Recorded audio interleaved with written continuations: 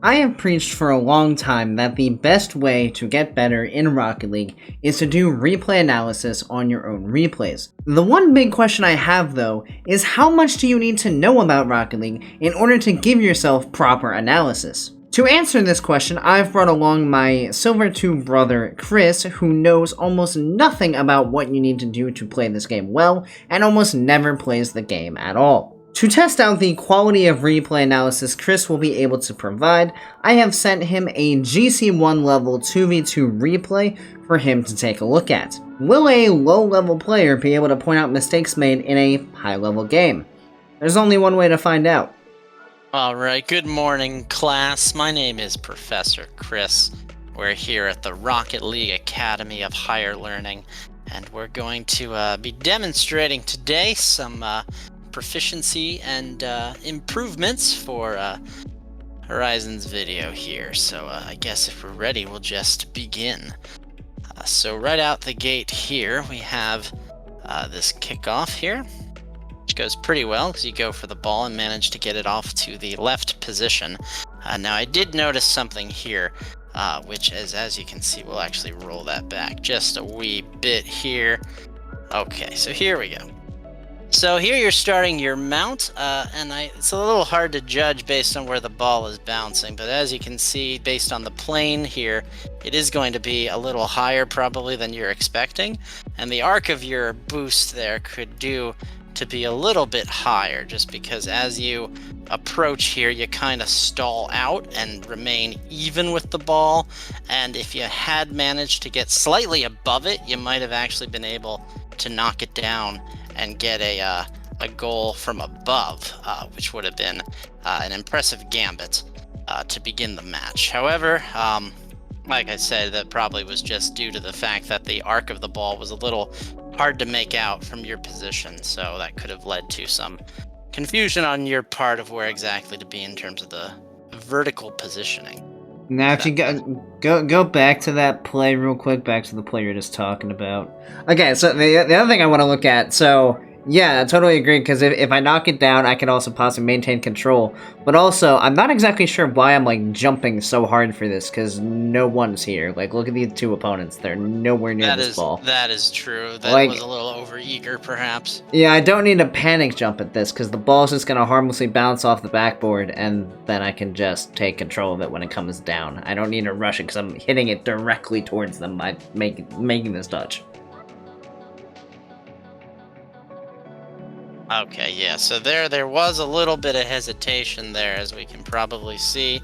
As you come in here, you did have to do a bit of a, what I call, the cow jumped over the moon to get away from your teammate there. But then the angle that you landed at, because of that jump, just, I guess, probably weren't in a position to effectively anticipate reflex streams coming in there, and you also landed with a bit of a cross axle, so that sort of set you at a bad positioning to try to correct. Now thankfully he didn't go for the goal, which is rather remarkable, so you did get lucky there, I suppose. And we do have a little bit of a bounce basically right to him, so that sort of was just some ill-fated timing.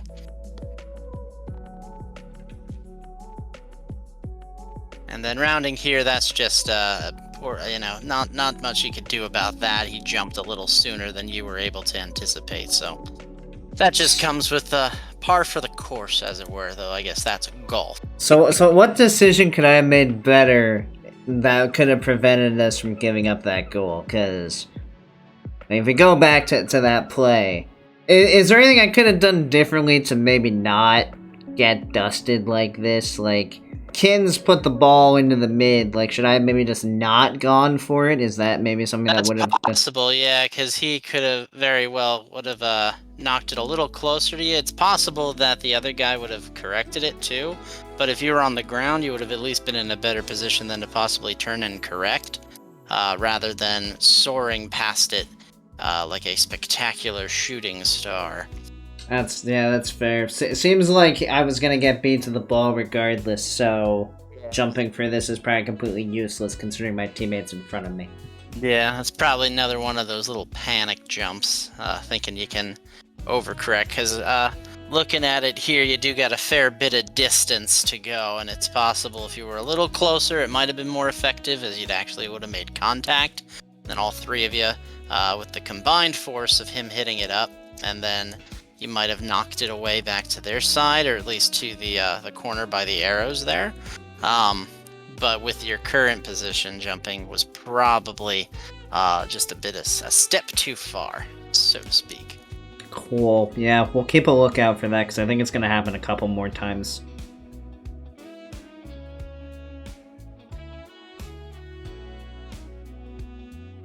You see any issues with the challenge I just made there? Anything that might be wrong with that one? This guy here? Yeah, that one. That challenge right there. Yeah, let's take a look here. All right, let's take a look at the positioning here. So yeah, you do have them all a bit of bunched up. Your teammate, he does seem to have a bit of a good position. Well, he is floundering just a little bit, though it is possible with where Reflex Streams is, and Enric is not currently in a position to even think about touching the ball. He has to turn around and correct, and looks like Reflex Streams is already up for it. So you do manage to keep it away, but it is possible that the ball would have just sort of landed flat, and you might have been able to better direct it downfield.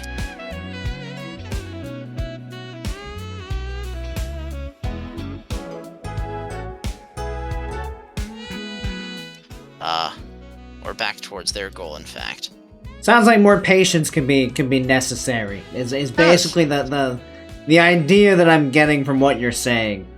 Yeah, that's always a good thing. Okay, so yeah, he just kind of that was some good goalkeeping there. Yeah, I'm noticing another issue with which just happened right there. Go back to 5 more seconds. Yeah, hit play from here. And then pause it here. So, we look at the positioning. So my teammate's going for a bump, right? So that's all well and good. If he lands and this net is open. However, I have no boost. So my teammate's floundering in their net. I have 0 boost. So if he doesn't get the bump and this ends up being a 50-50, we're both kind of stuck in our opponent's net on low boost. And they're probably going to score, which is exactly what happens. So I feel like a better play here might have been to take this ball to the corner where there was a full boost pad and just maintain control and kind of stall the ball out so that we're in a better position to actually attack on offense rather than just throwing a half-hearted attempt at the goal and hoping something sticks, because in this situation, it did not work out at all in our favor. Yeah, no, with the limited boost, and especially that angle at which he hit it, because he's already in position to block it, like he's already up and kind of ready. So just the way at which he hits you, he completely blocks you there, and then with the low boost, it basically leaves your goal right clear and open, because they probably both were well stocked. Yeah, and me and my teammate just on 0 in their net, like, well, that's unfortunate.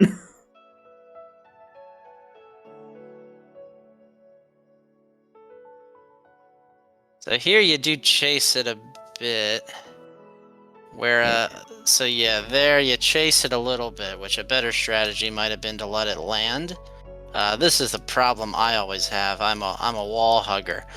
So whereas instead of because it's bopping back and forth, they're kind of playing monkey in the middle with you there. So it might have been a little bit better to cut to the left and see where the ball was going to land.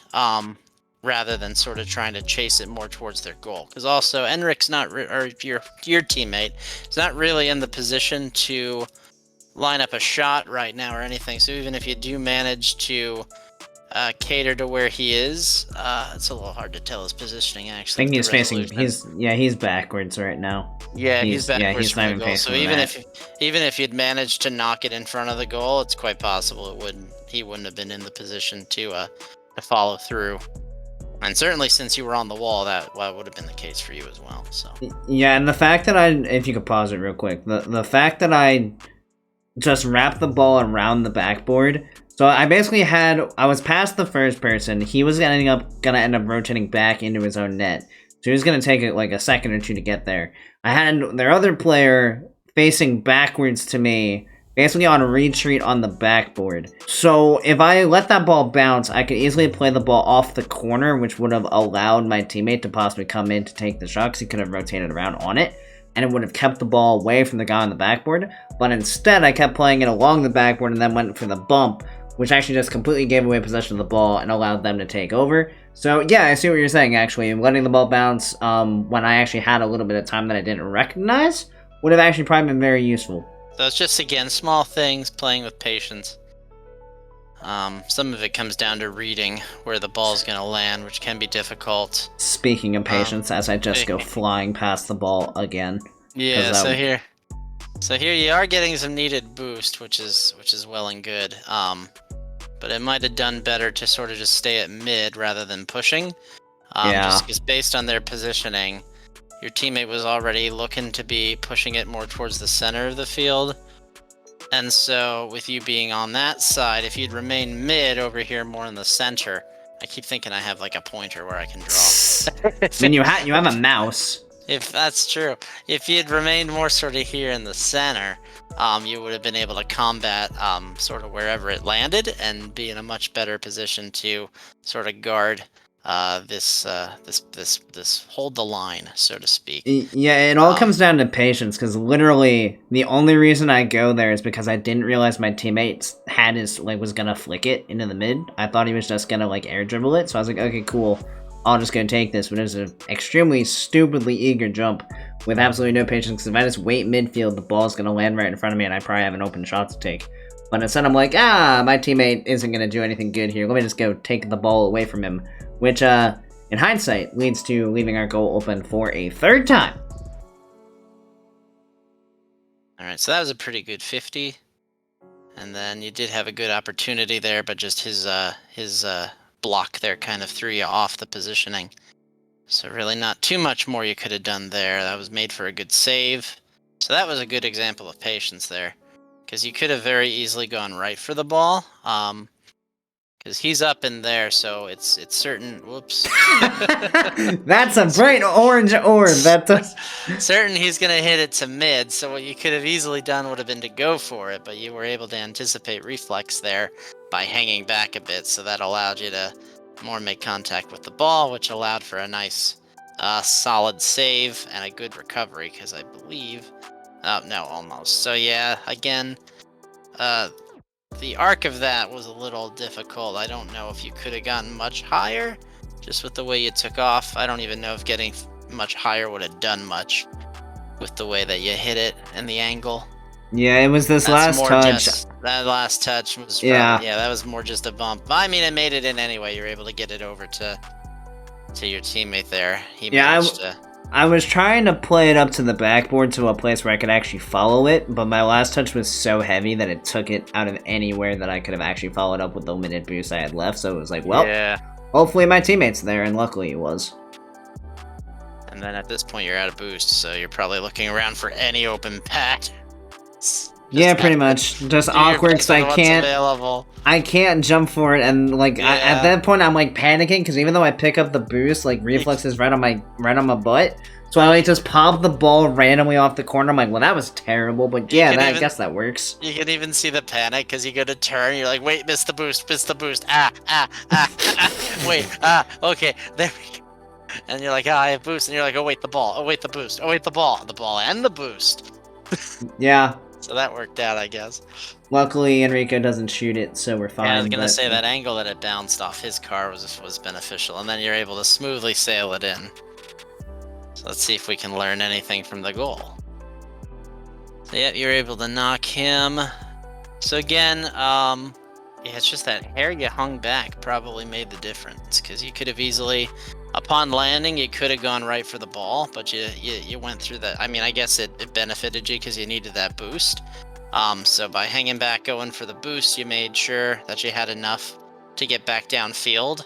So you're able to sort of survey more or less where the arc was going, and then smoothly sail it in, rather than sort of panicking and running right after it. Yeah, and I think it's also beneficial to look at where the opponents were, because they were both running backwards, so they were both had their backs to me, so I knew no one was going to be able to challenge me. Just putting the ball on net sometimes can be very, very effective, as it was here.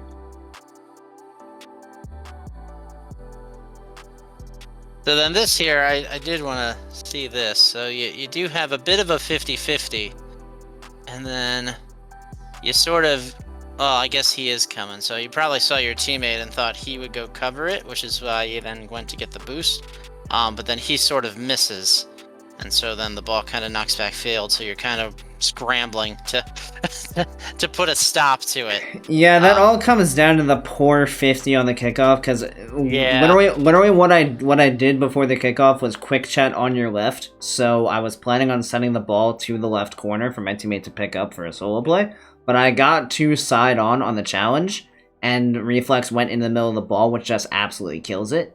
Yeah. So now I'm forced to go get the boost because I'm not going to rotate back fast enough. My teammate's now scrambling to try to get up there, but he still has to deal with 50ing Reflex, and it just doesn't work. So then we're on retreat, and it's awkward, and Kins tries to get it, he misses, and then that's just a tough read that you gotta make really quickly, and we just don't make it. Yeah, that is unfortunate. How narrow that margin is. It's very close. I ideally would have gotten it before he touches it. Ideally, I want to get it after it bounces off the wall before he gets to it, but I wasn't fast enough. Right there. Yeah, it's unfortunate. Because then right after that, it just sails right on by. Also, if I had read like that I was going to get beat, I could have tried to flip proactively to the left to get a block, but I thought there was a chance that I still beat him out, so... 'Tis unfortunate indeed. This is just awkward. I made a real meal out of that turnaround, though, let me tell you. The ball just rolls up the back wall, and I'm doing a donut in the middle of the field for absolutely no reason. Yeah. Also, I'm jumping at nothing there. Yeah, literally. I was gonna say, you're doing a lot of Olympics here. So what do we got? We got the ball up in the air, we circle back. Yeah, like right to head to the right. Right here. I just need to, like, I either need to know that one of them's coming, because they should be, or I just need to do a quick flick of my camera to the right to check if anybody's there. Because I'm jumping and he's already in the air by the time I decide to even jump, so... Yeah. It's totally useless to dive at that when I'm beat, and it's not even close. And luckily, your teammate was able to cover it there, because otherwise that could have possibly been another goal for them. And then luckily he gets the demo there, or that would have been another goal, because I'm getting bumped all over the place. And then he's able to put it in before the opponent respawns, which is convenient. But we do not leave ourselves a whole lot of time. No. That last 30 seconds just felt like panic station on almost every ball I went for. Yeah, so let's see the read here. Okay, so yeah, that's probably just a misread of where it was going to land. Decent enough angle, but you are kind of playing it right to Enric there. And whoa, wait, there comes Reflex out of nowhere. I think he might have just been trying to recover. I don't know if he was attempting to hit the ball there, although that would have been an interesting tactic if he had been indeed trying to hit the ball. So yeah, that was... I mean, that was a pretty good bounce. It's just unfortunate that it then sent it backwards. Yeah, I mean, if Reflex isn't there, right there, my teammate has just gotten a demo, so we actually probably get a goal, but it's blocked by the fact that Reflex is just right in front of my face. Yeah. And then you do manage to get it sort of... yeah. The fact that we don't... I remember that moment just sitting there like, I cannot believe we didn't score here. Because I looked at this, my teammate actually has the boost, and this net is wide open. He just plays the block, and he gets there a mile before them, so he's jumping and they're not even ready to hit the ball yet, so it just kind of kills it, which is incredibly unfortunate because we had a real opportunity there. Teammate just misread what kind of challenge was required in that situation. Yeah.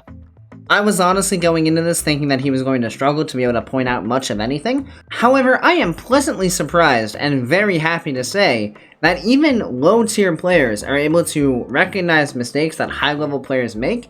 And if you're able to recognize mistakes that high-level players make, you can easily recognize the mistakes of low-level players because they're just the mistakes that high-level players make a lot more frequently and a lot more egregious. So if you've ever thought about analyzing your own replays and thought to yourself that you just don't know enough about the game to give yourself quality advice, this should serve as proof that it doesn't matter how low of a rank you are, you can still help yourself improve by taking a look at your own replays. And as always, if you guys do enjoy content like this or other videos that I've put out, I would very much appreciate if you would go ahead and consider clicking that bright red subscribe button right down below this video. It's basically the color of this shirt here, so if you could change this color into a dark gray color, I would very much appreciate it, as it means a lot more to me than you guys honestly know. So thank you everybody so much for watching. I hope you have a great rest of your day, and I'll see you next time. See you later, guys.